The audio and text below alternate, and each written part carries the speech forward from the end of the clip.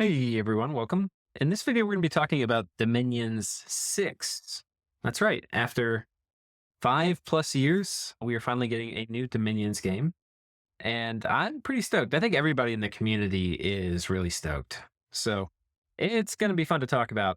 There's not a ton we know, but we know some things. And those things we're going to talk about. I want to start this off by just saying this is probably going to be one of the biggest changes within Dominions. Like if you look at the changes from 1 to 2, from 2 to 3, from 3 to 4, from 4 to 5, 5 to 6 is probably going to be up there. There's a lot of really major changes, and I think they're really cool. So we're going to be talking about all of them. There's a few things I just want to kind of say as maybe a preface, and that is that, I'm not on the beta team. I don't actually have a copy of Dominion 6. If I ever do get a copy before release, I'll be happy to show y'all it if it has Illwinter's blessing. But so a lot of this is like borderline speculation. We have people from the beta team who've confirmed certain features. We have Illwinter who've confirmed certain features, and we can just look at the screenshots that are up on the Steam store page and figure out some things. But don't be surprised if these things are wrong. And then even if they're true, they could change. The game's still in like deep development. So tons of things are going to be changing. They're not even really looking at like balance stuff so much right now. I think they're just like looking at like core feature changes. So the game is probably going to come out at the end of the year. So expect a ton of changes between now and then. And I'll probably do at least one more video, maybe two, where before, the game's released, talking about, what we expect. So one of the first focuses for Dominion 6 is there's going to be bigger armies and battles. And I think this is so cool. It's one of the things that Dominions does kind of more than any other strategy game is you can have these enormous complex battles. And a lot of that is because how it's set up, like the fact that it's an auto battler. If you don't have auto battlers, these big battles would be like nightmarish to manage. Just tons of micro and all these other things, but it's just like, okay, the computer's going to take care of a lot of that. All you have to do is kind of give things orders and they'll do the rest. And it feels really good because the orders you give are really impactful and they change how the battle goes, but you're still not really stuck in the minutia of like telling each squad exactly what to target. They kind of figure that out on their own. There's a problem, or there was in Dominions 5, with having big battles. And one of the big problems was if you run around with big stacks of units, you're probably going to get killed by battlefield wipes, like Foul Vapors or Earthquake or Wrathful Skies, a bunch of things. So you're probably going to get killed by these things.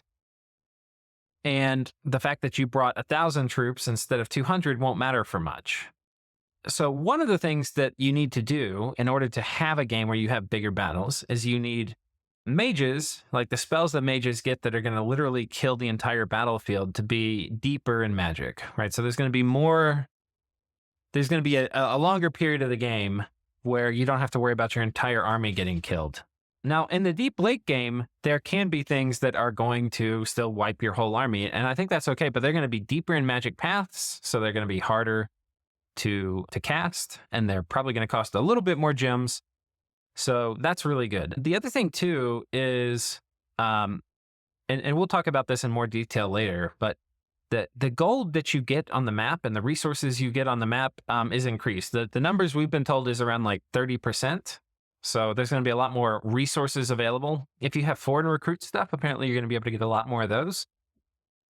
And forts are going to be able to make more stuff in terms of units. Mages, on the other hand, given this new abundance of gold, have also been made basically proportionally more expensive. The numbers I've heard are also like 30%. So 30% more gold, mages are 30% more expensive, but units aren't.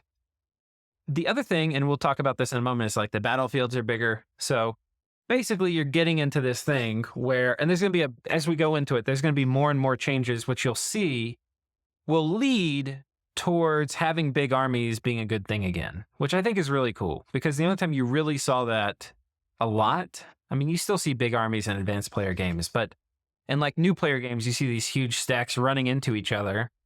And in an advanced player game, somebody gets a huge stack, you're going to be looking for a way to cheese it, like where you kill it without taking any significant losses by doing something silly like a battlefield wipe. So it'd be kind of cool if the ability to do that is somewhat reduced. Though I do think that's a cool part of Dominions, that those mechanics exist. but burying them a little bit deeper and the tech tree will let you kind of play the game with bigger armies for a longer period of time. And the window where those threat, like a certain threat vector is out, but you don't have the counter researched will be smaller. So I think that's a good change. So the other thing, and this is a huge change, is there's a new magic path, and that magic path is Glamour.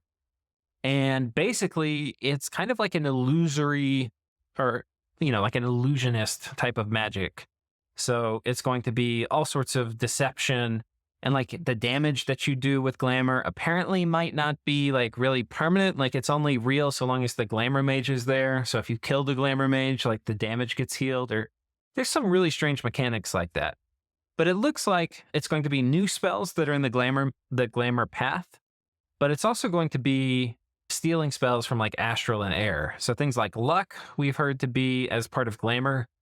And I imagine things like Mirror Image and stuff are also Glamour. There's also going to be potentially like a Bless, where you can get Sacred units to be stealthy. Like Stealth is probably part of the Glamour Bless tree. But we don't know, there may also, there's also probably like anti-Glamour tech, like there's things that are going to dispel, mirror images and stuff or make you immune to them. So we don't even really know all the things here, but basically there's a whole new school of magic and there's going to be a ton of cool shit in it. So yeah, that's going to be really cool. And it also gets a new gym type. The next thing that's a pretty impactful change is mounts have been overhauled. And it was a really weird mechanic in Dominions 5. So like if you look at like the Vedheim Moose, it's like a moose unit and it has a few archers on it. But the unit, like sometimes the rider is the unit and sometimes the mount is the unit. So like in the case of a moose, the moose is the unit. So it has like moose-like movement, has moose-like hit points. That's what the moose has. The little goblins, which are sitting on top, it's like the unit. When you look at the unit card for a moose, it's got moose-like strength. It doesn't have goblin-like strength. And so like the archers, like the weapons it gets for like the fire shortbow and crossbow, those don't get any strength added from the moose because it wouldn't make sense for the moose to be shooting those bows. So yeah, it's just kind of like a weird thing where like you have these mounted units and like hoofs for cavalry don't get a strength bonus. But what really should happen is they should get a strength bonus from the horse, right? But we don't do that. So anyway, they basically said, let's scrap the whole thing and let's rework it. And so now units can have mounts. A unit can have multiple mounts, like a palanquin or something can have multiple humans carrying it around. A mount can have multiple riders, like an elephant can have multiple riders on the top. And importantly, this is my understanding again, both units could be targeted. You could have the mount targeted or you could have the guy on top targeted. So like a guy riding on top of an elephant is going to be really hard to hit with normal weapons. So most people are going to have to kill the elephant first before they would ever be able to get to the rider on top. Also means you could like charm or control or kill the mount before the rider is dead. And in which case the rider like takes damage and dismounts in a different tile. And this also begs the question, if you're a sacred unit and you have a mount, do you get like the bless on the mount as well? And the answer appears to be that you can. So there's a bunch of different types of horses. There's horses that elves use. There's horses that people use. And then furthermore, there's barding for mounts. So mounts can have basically armor just like every other unit in the game. So these are all really cool things, I think. I think it's really complicated, right? It's adding like this whole other dimension to like understanding mechanics and how things work and interact. There's weird things you would never think of, like can you gift of reason a mount, right? Or can you make a mount a mage? What happens if you have two mages? A mount is a mage and the commander is a mage. Because in combat, my understanding is that both units are going to be attacking. Like if you're riding a dragon and you're a mage, you could potentially, y'all could both be attacking. The dragon would attack, you would attack. What's not clear is if the rider is casting spells, could the mount also attack? Because the mount couldn't, maybe in many cases, the mount couldn't cast spells. So there's a bunch of things that kind of have yet to be revealed. But I think there's a really cool restructuring. And hopefully, I'm sure there's a ton of weird interactions to consider and balance considerations too. So it's going to be really interesting to see what they come up with. One thing that is going to be kind of interesting is some units are going to require more than one sacred point now. Like that was a thing in Dominions 5. Everything required a single sacred point. We know that some of the really big giants are going to require 2 sacred points, and we think that some of the mounts are also, like a Zaydin will probably require 2 sacred points. That will probably be a really big nerf to some of those units, and I don't think most of them are really overpowered in Dominions 5, in my personal opinion. So it'll be interesting to see how that all kind of works out. And the other thing is there's been a ton of major like user interface, graphical user interface changes. So we'll be looking at those. The other thing is I've been pulling a lot of this information from a thread in my Discord, many thanks to like Kirby and Somber and Klocken and Maryland and Arco. And I mean, there's endless number of people who've been posting in this and kind of keeping track of all the changes, and Manderby Max, a bunch of other people, tons of people that have been posting it. You can see it's got like 13,000, 12,000 posts. I'm sure it's 13,000 now that I'm recording. So just a ton of discussion on all the changes and what they mean. Okay, so let's get cracking. So this is one of the first screenshots that Illwinter released for Dominion 6. And first of all, if you're a Dominions player, you'll be like, holy crap, there's a lot of new stuff. There's all these buttons at the top right. What are all those? There's a bunch of like the information panel over here is a lot bigger and it's different looking. Like this used to be like the menu of actions you select. It's basically been pretty much totally reworked. So we'll talk about a lot of the major components. So one thing you can see here is this province we have selected here, Nashin, in the image, it's got a lot more population than you would expect from a normal plane. So the population is up probably at least 30%, and so is the income. So these are really big changes that are going to affect how many units you can make. One thing to note, though, and this is a forted province, is that forts are going to be more expensive. Forts are looking like they're around, and this could all change by the time the game is released. They're looking like they're around 80%, maybe 75% more expensive. Like a fort for man, as a data point, I think like a palisade used to be $600. Now it's $1,000. Labs and temples, I think, are also about 50% more expensive. So infrastructure is a lot more expensive. That means a few things. One, it means foreign recruit stuff is going to be a lot better. Two is it means building new infrastructure is going to be, significantly more expensive. And you're going to have to think a lot harder about switching. Like there's a point in most games where you switch from making units and mages in all your forts to making only mages, because usually mages are kind of a better ROI in the long run. Then you can get troops and stuff from other sources, or you'll have like a limited amount. You already have enough troops. You just want more mages. I think we're going to see people really considering that. Like maybe people are just going to keep making troops in their forts for way, way longer, because just investing to get a new fort is going to be super expensive. Now, some of the cost increase, like we say, forts are going up, 80% or 75% or whatever it is. Some of that may seem like, oh my God, that's ridiculously high. And yeah, it's high. But you have to keep in mind that gold is going up 30%. So the difference is probably only, it's really only like a real 40% increase or something, which is still really significant. But it's less than the full 80. Okay, next thing is you always get one PD in every province. So you don't have to remember to put one PD everywhere. I think it's going to be a huge help in new player games where like they would get like new players that don't put any PD in their provinces and they get all of them taken one turn by scouts. It's kind of hilarious, but it's also just not fun and unfortunate. This is a huge change. Scales in Dominions have changed. They now range between -5 and +5, right? So you could be Misfortune 5 or Luck 5. You could be Death 5 or Growth 5. However, the number of, like, the range which you can pick in Pretender Design is actually narrowed. So now in Pretender Design, you can only pick between -2 and 2. And what that means is that, well, how do you get to go from like 2 to from +2 to +5? Like, how do you go from Growth 2 to Growth 5? Well, the answer is rituals and also thrones. And also you can get special things in Pretender Design or in Nation Creation that are going to give you extra scales. But basically, unless you're doing something specific or fancy or special, you're not going to get above the 2, like basically you're only going to have 2 points of flexibility for either dumping or adding to your scales.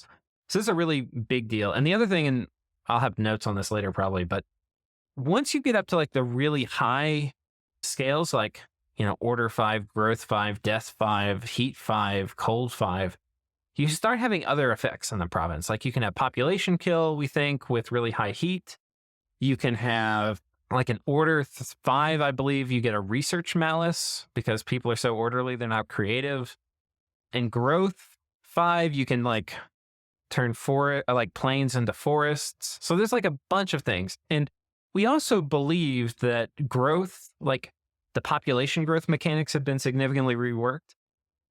And there's a few things. One is that at neutral, there's a baseline amount of population growth you're going to have. One other thing I've heard, and I don't know if Illwinter is going to do it, but I like the idea, is that different terrain types have a different like carrying population threshold. In other words, if you look at like population curves in real life, they'll be exponential to a point once you start getting saturation, and then it like flattens out. And so that's like an S curve.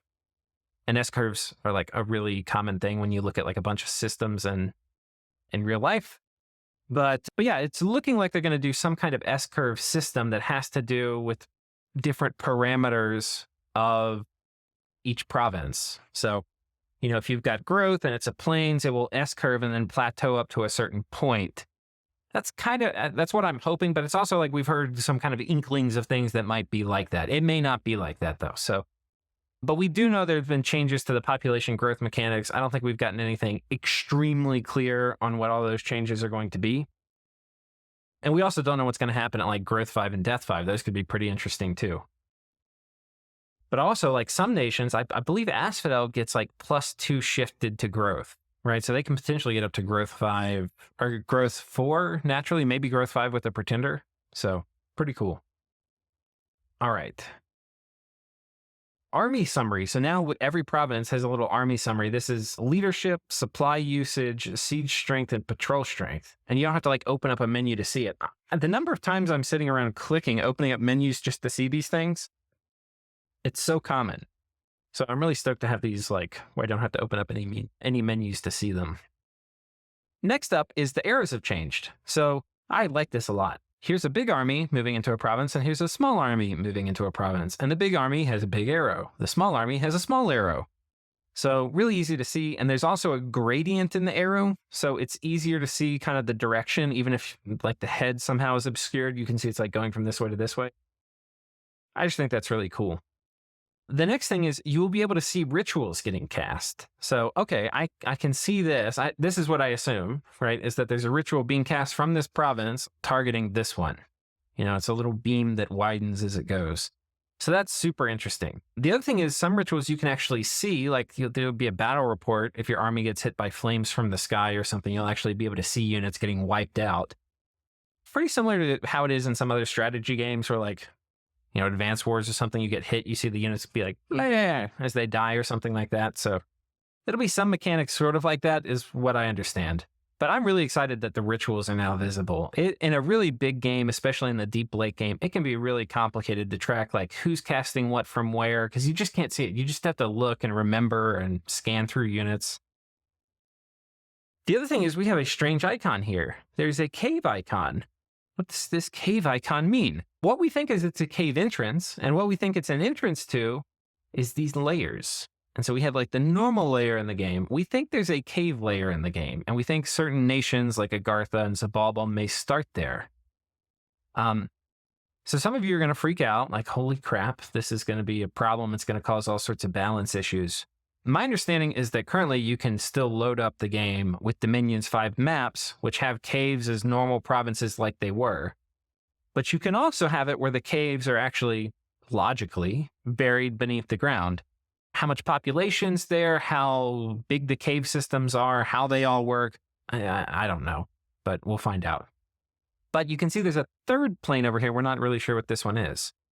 But it's starting to bring up this idea that you could gain access to other planes of existence or, like a cave system or, potentially hell or something through these layers. And I think that's really interesting. There's a ton of balance concerns, especially for like competitive multiplayer when you look at layers. And so the community is going to have to kind of sort through that. But as long as there's like modding tools and map making tools to adjust these things, I'm very confident the community can find fun ways to make this work. The things, especially like if you imagine there's 6 layers or something, like some of the layers you might be able to go to, which you have to be careful about is somebody going and setting up shop if it's a really resource rich place. you wouldn't have any idea that they're up there making all this money or gems or whatever it is. So yeah, there's definitely balance concerns, but I'm pretty sure it'll take a while, but I'm pretty sure the community, as long as it has the tools to edit the maps and to edit mods that are going to affect some of these things, I'm pretty sure most of these things can be fixed. Like a lot of it, you could have the planes that you can go explore, and maybe they have, like maybe if you go to Hades, you can get a few death gems there, but there's no population, so you're not going to get any gold income. Or maybe they don't have anything except you can site search, and maybe the site search has a really low percent. Like if these are all things that we can modify, I feel like we can come up with a way where it's fun, but also not overpowered. The other thing we don't really know is we don't know how you access these. If there's a cave icon here, does that mean that you can just like jump to the cave province via normal movement? Or do you have to like construct a site or cast a ritual spell that's going to allow you to access the cave? We don't know these things, but it's going to be pretty interesting. The other thing is the gem income display. You can see here is the glamour gem. There's 132 of that, so that's pretty cool. But you can see it also displays income, which is awesome. I was always having to like look up and see what my income is. I'm like super curious about it, but I don't think that's in the base game. Maybe I'm misremembering. I'm pretty sure you have to pull up the menu, click on it to see what the actual income is. So there's a few new factions. We know there's at least two. One of them is Pyrene, and I believe this is a middle-aged nation, though could be wrong about that, kind of just hearsay. But it's basically a mix of like Abyssia and kind of like Pangea. I'm probably saying that wrong. Anyway, it's really interesting. It's primarily a blood nation with access to nature, air, earth, and fire. But I think it gets a decent amount of nature. So it's a kind of weird nature blood. I guess it gets air more than earth and fire. Who knows? But it's got a sacred, which is this Mouflon rider. So it's kind of cool to see Mouflon making a bigger appearance here. Some pretty nice infantry. But here you can also see this is a good example of like nations having different effects. So the turmoil limit goes up 1, and I believe what this means is the order limit also goes down 1. So it basically shifts the range you pick from down towards turmoil 1. This is different than changing the default scale. So the default scale of a nation may still be something different. This is just changing the range you can pick from, is my understanding.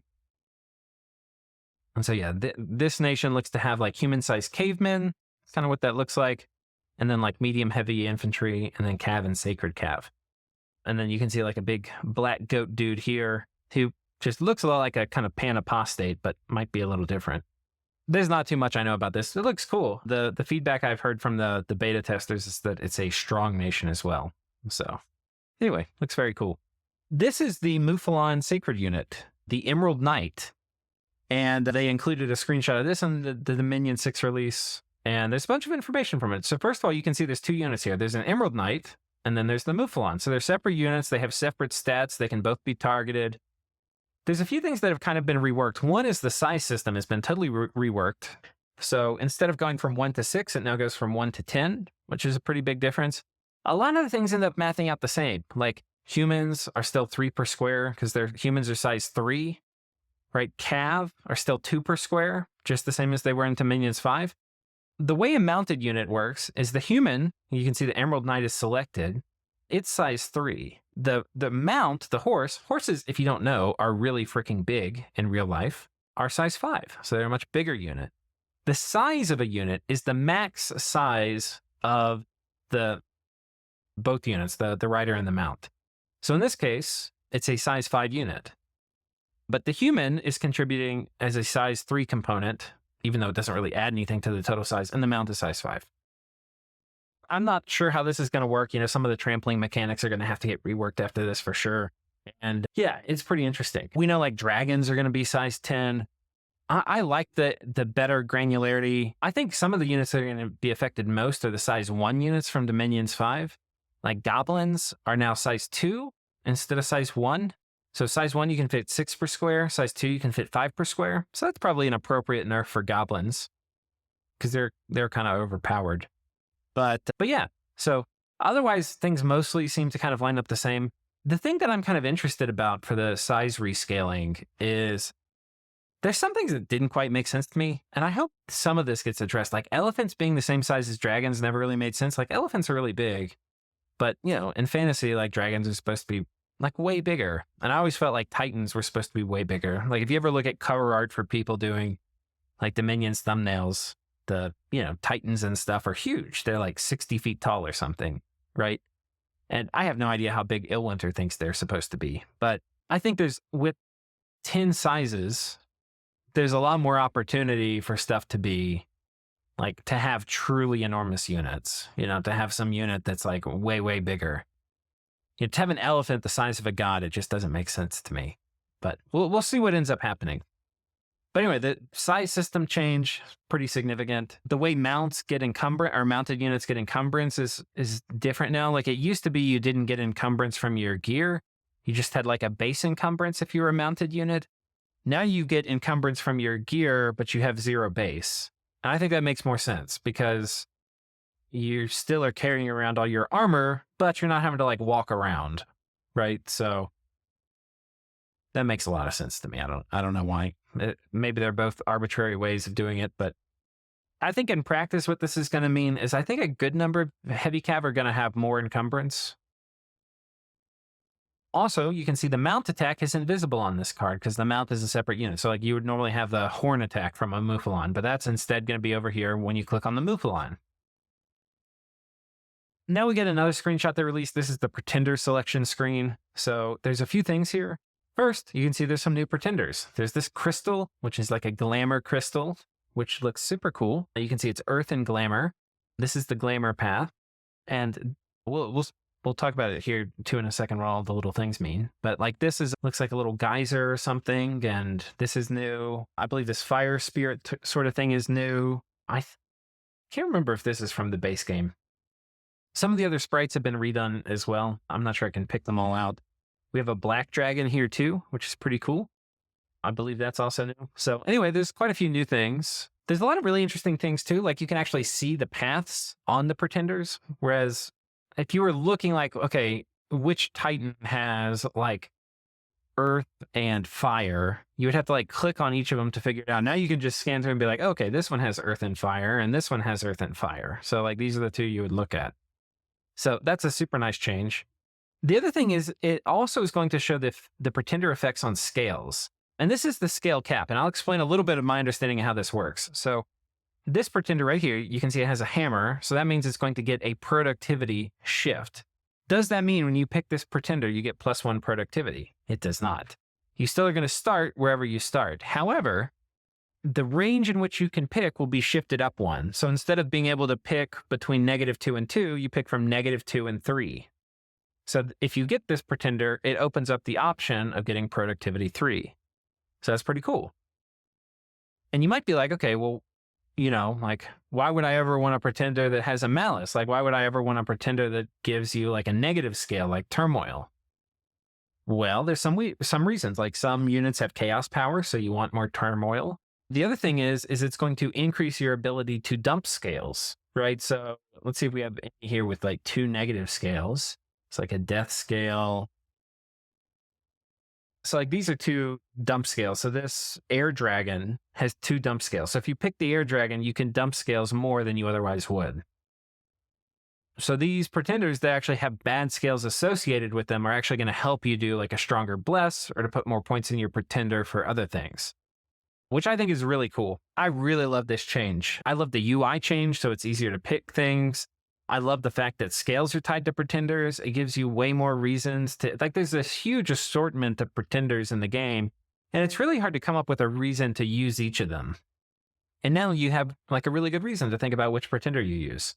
So now, like, all the Pretenders have kind of, like Titans are kind of mostly the same, but they have different weapons or different paths, and a lot of times they'll have different attributes, like some can heal, some can forge better. Yeah, so they have all, some are alchemists. There's a bunch of different like attributes which are going to be different, but now they're going to also affect like what the scales of your nation are going to be. So I think we'll see a much bigger variety in Pretenders, which I think is just a good thing.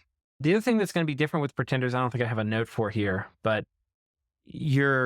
some of the Pretenders are like when they give you an additional gem per turn, it'll manifest itself, we've been told, is a sight, which you'll get even if they're imprisoned. So that can be pretty nice.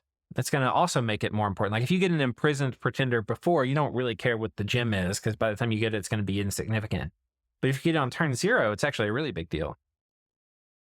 And yeah, then there's a new path glamor. This is what it looks like. I've kind of zoomed in on it as best I can. So yeah, whatever that is, you'll be able to see a lot better when I get my hands on some better images. So here's the battlefield. This is an underwater battle. You'll notice there's a lot more doodads on the battlefield. And this is going to be the same, like there's rocks here. I've been told some of these are like impassable, so you can't like walk through them, but maybe some of the other ones are. Not exactly sure how that's going to work. Like it looks like these are in the same tile, like maybe they have a size and you can only fit like, maybe it's like a size 3 doodad, so only a size 3 unit can fit in. I don't really know how that's going to work, but pretty interesting to me. But also they can be interacted with potentially, or at least this is some of the rumors in the rumor mill. So like if you do Awaken Vineman, you would like cast it on a doodad and it would turn it into a Vineman. I can't think of anything cooler than that. That's super cool. So, if you like turned earth, like rocks into earth elementals or something like that, I don't know, just seems really cool to me. The battlefield, as you can see, is a lot bigger, way bigger. And this gives you a feeling of what Dominion 6 is going for. They are going for big freaking battles. And you can see this is, so let's go over some of the things. So bigger battlefields, the balance between troops and mages here, there's still a lot of mages, but there's just a ton of troops. I mean, this must be like a 700 or 800 person army, probably an 800 person army on both. And this is probably like a 2,000 person army. I mean, these are enormous armies. You wouldn't really be able to do formations in Dominions 5 with armies this big because they would just fill up the battlefield, right? So the area which you can put units is a lot bigger. So you can still do formations and stuff with much bigger armies. And you're going to have way more troops with mages being more of a supporting cast than they were before. But they're still going to be really important. And then many of the spells have been reworked. So a lot of the wipes and stuff, like the battlefield wipes, have gone deeper into research. But there's usually some big area of effect, like maybe, like imagine, this probably isn't true, but like Fog Warriors, like let's say it moves a little deeper, like maybe it moves to 8. There might be like a really big area of effect version of Fog Warriors, which you can do earlier. I think that's going to be a general theme for a lot of the different spells, is that the big battlefield wide ones are going to move deeper or be harder to cast, but there's going to be big area of effect ones that are going to be maybe where the old ones used to be, or maybe a little bit before that. And I think that's super cool. Big area of effect spells tend to value like really high value units, so you can like do really cool things, whereas like full battlefield wide stuff tends to like better benefit like free spawn and chaff. So I think it'll shift the balance away from things that can like generate chaff really well to like getting the right buffs on the right kinds of units. And I think that's going to make for a lot of really interesting strategies. So yeah, expect more big area of effect spells and big area of effect like nukes and big area of effect buffs. The other thing is you can see there's like new animations, like this is the Falling Fires animation, which looks really sick. It's kind of like Gifts of Heaven. I think these are the things that are going to make the battle so cool. Like, yeah, I mean, it's just, these effects look awesome. So here's another screenshot. And one of the things that's cool, it looks a little bit easier to see who's casting spells. There's a few things. One is that in the wind-up phase for casting a spell, while they're preparing to cast, it's showing a gray text box. You can kind of see it here, like while they're preparing to cast, and then it turns blue, is my understanding, and then floats away once they've cast it. So it's easy to see like who's preparing to cast the spell, like especially if they get interrupted, you can be like, oh, this was the guy trying to cast it. So it makes it easier to track what's happening in the battles. And it looks like, I can't tell if it's actually the case, but it looks like it's easier to tell where like buffs and stuff are landing. So that's also really nice. It can be annoying trying to figure out like what tiles are getting buffed. It'd be cool too if like the mages lit up when they cast things, but I don't think that's in there yet. And then yeah, you can see here, like there's a dismounted cav. So like the rider got killed. This guy's like, peace, we're out of here. Yeah. So that's kind of it for I think the battles look awesome. I love these huge battles. I think it's going to be super cool. I love that the balance changes are shifting where doom stacking is going to be a little bit easier. There'll be fewer ways to maybe get punished. And of course, take this with a grain of salt, because it could be like that's their intention, but it doesn't end up happening. Like there's still ways to cheese armies super easily and stuff. And I don't think, for example, like unscripted blobs of units are going to be the new meta. Like I don't think that's going to be a great strategy. Like like intelligent use of spells and buffs and nukes and all the things are probably going to make you win battles the same as it did before. But I do think bigger armies are going to be more in. So I'm excited about that. So some other notable changes, some of these I've probably already gone through. But yeah, I don't think I mentioned all of them. So like Magic 5, you can start getting attacked by horrors. Order 5, you get the Research Malice, Heat 5, Pop Kill. Terraforming, I didn't mention this. Not totally sure how this is going to work, especially with custom maps, but you'll be able to add and remove forest tiles. Like we know like some of that from like growth and death, but there might also be spells that will do it, or maybe you just do it with spells by, by impacting scales. But there's some terraforming now, which I think is really interesting. It's going to mess with a lot of the existing mods when they get ported over, but seems really cool to me. It looks like we're going back to Dominion's 4 music, which I know a lot of people loved. Sadly, I never have it turned on because I get music copyright strikes if I ever forget to turn it off for a video. Starting armies are bigger and rebalanced. So before, we had made a huge table in Dominions 5 of all the starting army cost in terms of gold and resources. And it was like all over the place. And some units, or some nations just got really shafted. I don't know how well they've been rebalanced, but from the nations that have been checked so far, it looks like every nation's getting like a 600 gold starting army, which is important because I don't think I have this listed here. Expansion's harder. The Indies, while everything, you get more gold from stuff, the Indies have more troops in them. So expansion's more tricky. So having a bigger starting army is pretty nice for that. That's also going to mean being an expander is potentially a harder job. I think I mentioned that. There's also some news of a Diplo screen. I don't know if it's going to be a new screen or if it's like on the Pretender screen, but we've heard some word from Illwinter that you'll at least know which AIs are declaring war on you. Hopefully we have some ability to interact with the AIs in diplomacy and like have some way to get out of wars. So you're not in forever war with all these guys. Apparently what's interesting is some people were like asking about that when the game got released in the Steam thread. And Illwinter responded and said, you actually have all this time been able to get out of wars with the AI. And they said the way you did it was just not having any conflicts with them for a while. So if y'all had static borders for some number of turns, the AI would like go back to peace, which I had no idea. So anyway, if you're out there playing single player, apparently that's a thing. So now you'll probably at least be able to see that status. Hopefully there's more depth there. It's like one of the biggest things on my wish list is I'd love to be able to play single player a little bit more. But for that, we really need some way to interact in diplomacy. And very likely that's in the works. There's not much news on it yet. There's also a new item management UI. And it was kind of referenced as being a table. And I think the idea is like in that table, you could like drag things or something to like send them to players or things like that. So rather than having to like go to the message menu. So I think that whole thing's going to be cleaned up. Hopefully you can like sort things in there too, potentially, or something, or stacking, or just there's more space. I don't know. But there's a lot of room for improvement in the item kind of inventory system and UI. And it looks like they're making major changes to it. So that's something to be pretty excited about. This is another major change I haven't mentioned so far, which is that bless points are pooled and there's no minimum. So what does that mean? It means that you could get 1 in every path, and there's 9 paths now, not 8. So that would give you 9 bless points to spend.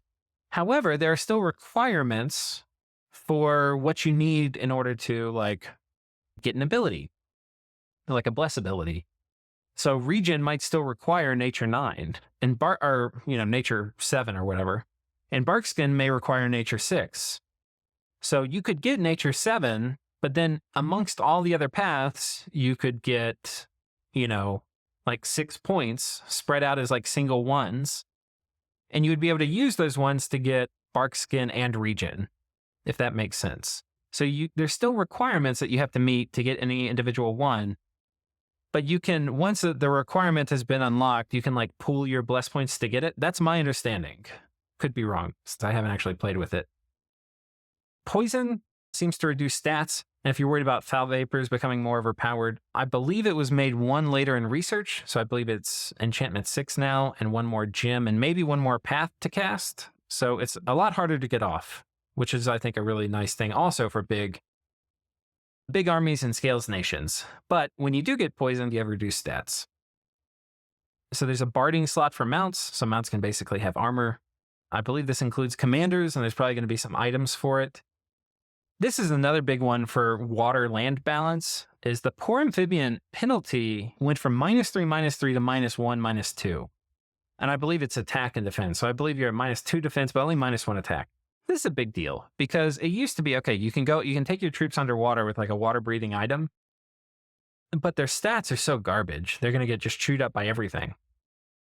Well, I think this makes it where, yeah, okay, you're going to fight at a disadvantage, but it's not an insurmountable one. -3/-3 is a really big hit to stats. This is something that you can deal with and live with. It's noticeable. You're going to be fighting at a disadvantage, but it's bearable. So I think this is the kind of change which I think is going to make it more possible in vanilla for land nations to actually conquer underwater nations. It's still going to be hard, right? Because, water elementals and stuff like that. But water elementals, I don't really have it in the list here, but apparently are going to be harder to cast and kind of relatively a bit weaker or something like that. We're not sure the mix because like the elementals are getting all switched up with the size changes and how all that works. So, and there's potentially a lot of interesting things like, how they're going to interact with temperature scales and stuff can change. So there's a lot of stuff there to like pay attention to, like maybe earth elementals are bigger if they're summoned from like a rock on the battlefield. Who knows? But yeah, this is a big win for kind of land underwater balance, I think. Really happy about that change. And also apparently the AI is using thugs now. So that's really exciting. If you've wanted the AI to raid you with thugs, apparently they're doing it. We don't know how good they are, but they're doing it. There's some basic AI thugging.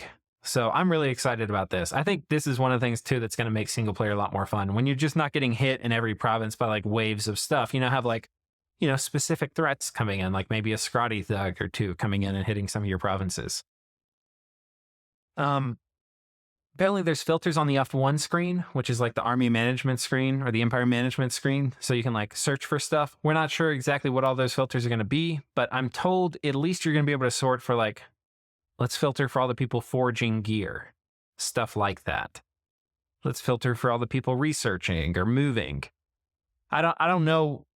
And that could be wrong, but that's just kind of what I've been told. But apparently there are filters on the F1 screen. This is like a really top demanded feature by a lot of players. So that's going to be very much appreciated. Score graphs are now going to show gems from most sources. I think it's going to include like gem generating units and items and maybe even like blood hunting. So that's going to be pretty exciting. There were just so many ways, especially in like modded games. So like Dominions Enhanced or Hellenica, where there are shadow economies, and those shadow economies don't show up in the gem graphs. I'm not sure exactly which things are going to be picked up now, but it's apparently more than it was before. So that's pretty exciting. There's also probably going to be a new multiplayer lobby system similar to what's in Conquest of Elysium. No promises, of course, but that's kind of the rumor.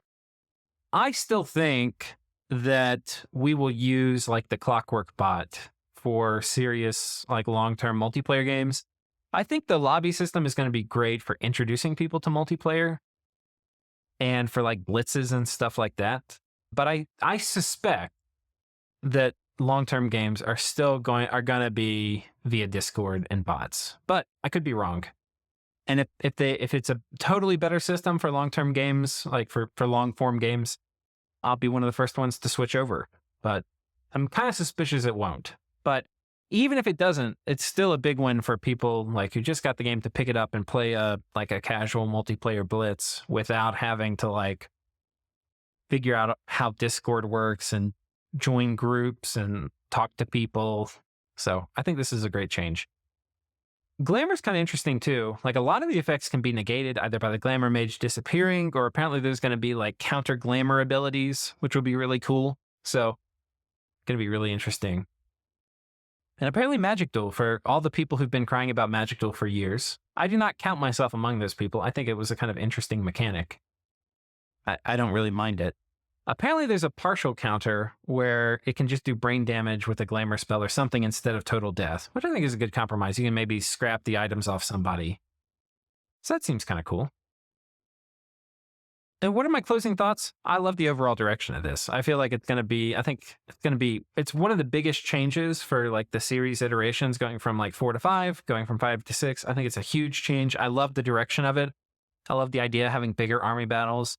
I love the idea of like more variance in the types, of, like the size of spells. Like you could have the big battlefield ones, but now there's also like more variety of the big area of effect ones, like even things like mist form and stuff. There's probably like a point buffing version of that. I like that there's more options. I don't think there should be, everything should have all the options, but I like the idea of there being more options in general. Also, it's really easy when you're like reading these changes or like things we hear in the rumor mill and like speculating, oh no, the game's going to be horribly broken, blah, blah, blah, blah, blah.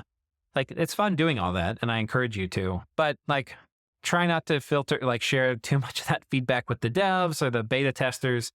Cause like if you haven't played the game, you probably don't know. And nobody's going to know probably for the first few months after it comes out.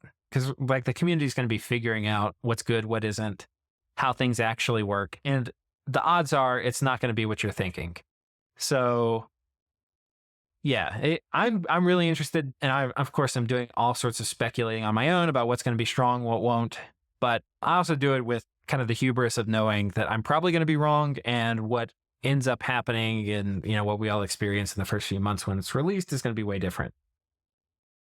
And yeah, a ton of this is going to change over the next few weeks and months. So yeah, expect a ton of change. And if you like Dominions 5, I would just say don't be too worried about much of this. Just trust that the guys who brought you Dominions 5 and 4 and 3 are going to do a good job, and they'll bring you Dominion 6. So hope you've enjoyed it. I'll definitely try to do at least one more video before this gets released at the end of the year. If I get my hands on a copy, I'll definitely be sharing that with y'all if it has the blessings of Illwinter. And then, especially as like the trailer gets released and any more information we have, I'll be doing some sort of summary and sharing that with you all. So hope you guys have enjoyed this, and we will see you in the future. Until then, take care.